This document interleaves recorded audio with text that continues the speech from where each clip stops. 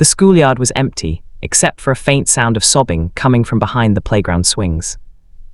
Mr. Harris stopped in his tracks. He had stayed late to grade papers, but that sound, it pierced deeper than any red ink ever could. He turned and saw her. A little girl, maybe 9 years old, sitting on the edge of the sandbox, clutching a torn drawing. Tears streamed down her face as if the whole world had let her down. That moment changed his life forever. Chapter 1: The Teacher with Empty Pockets but a Full Heart.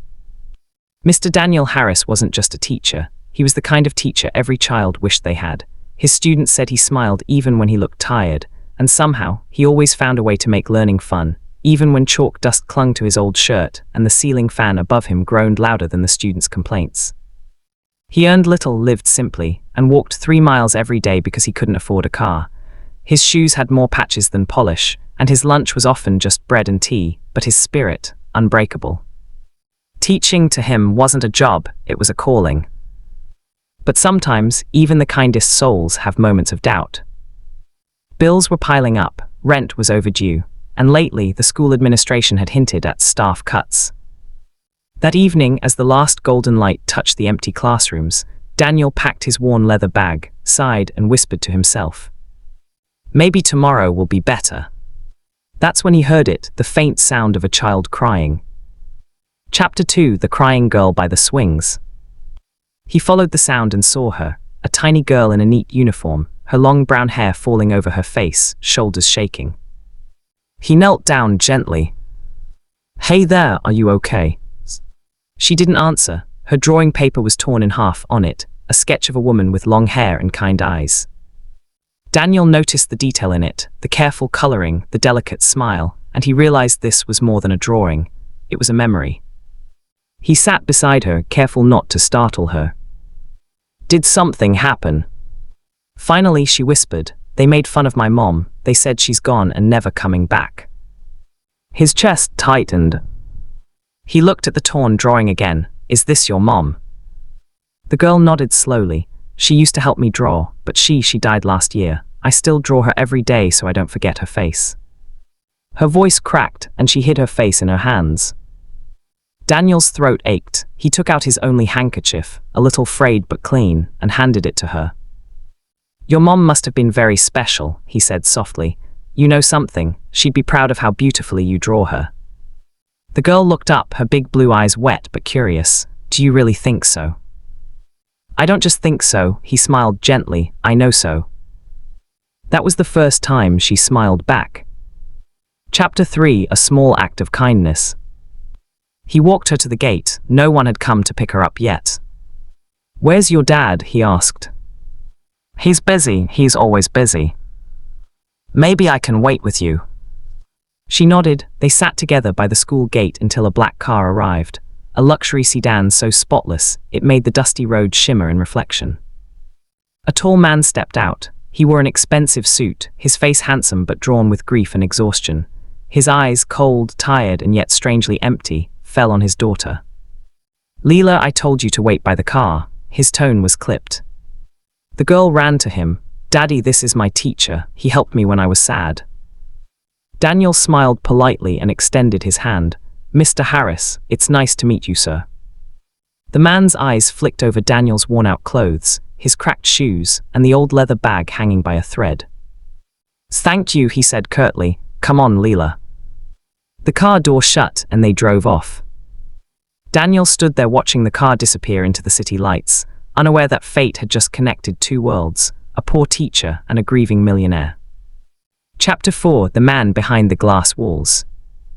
Leela's father, Ethan Clark, was the CEO of one of the largest tech companies in the city.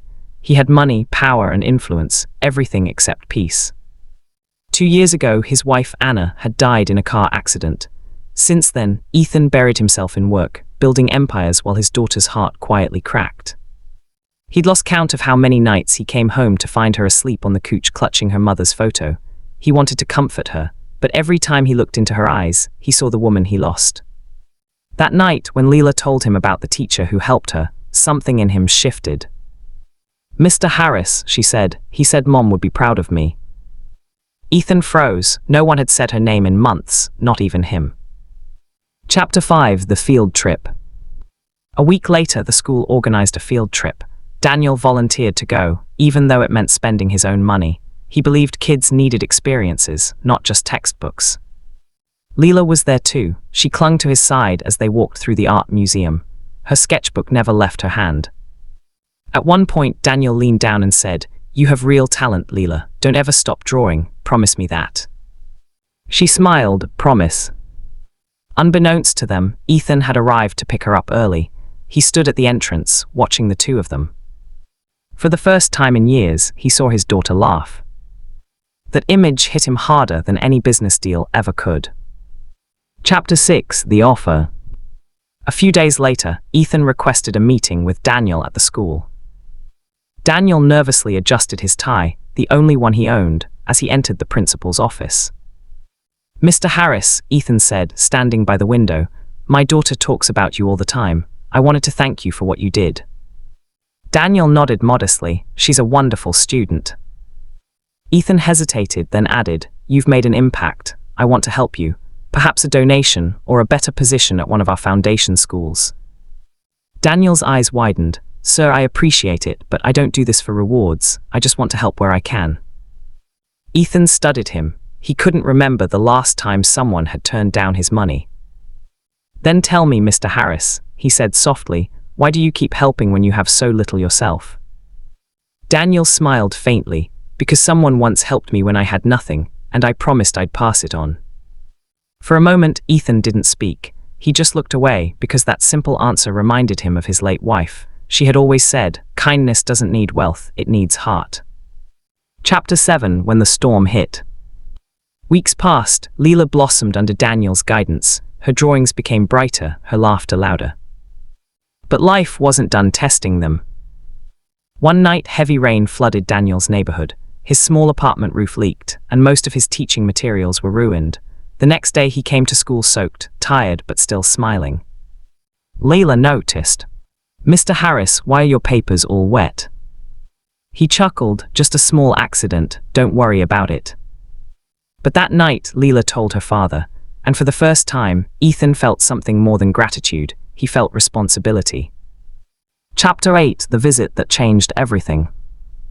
The next morning, a black car stopped outside Daniel's apartment. Ethan stepped out, holding an umbrella.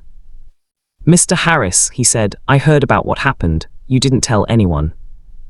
Daniel looked embarrassed. "It's nothing, I'll manage." Ethan looked around, the cracked walls, the peeling paint, the tiny room filled with children's drawings. He noticed one, Leela's art, framed carefully on the wall. "You framed her drawing?" Ethan asked, his voice soft. "She gave it to me, said it would bring good luck," Daniel smiled. "And it has." Ethan stood there silently for a long moment.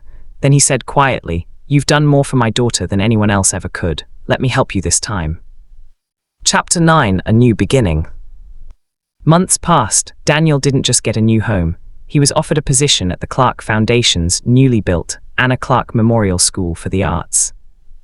Ethan didn't announce it publicly, but Daniel knew the truth. The school was built not for profit, but to honor a woman who believed in kindness and creativity. And Daniel, he was made the head of the art department. Leela became his brightest student. Her paintings soon decorated the school halls, her smile radiant once again. Ethan visited often now, not as a CEO, but as a father learning to heal. One day during the school's art exhibition, Leela stood between them and whispered, "You both helped me smile again. Mommy would be happy." Tears glistened in Ethan's eyes. Daniel placed a hand on her shoulder and smiled. And at that moment they realized, sometimes the richest hearts are found in the poorest pockets.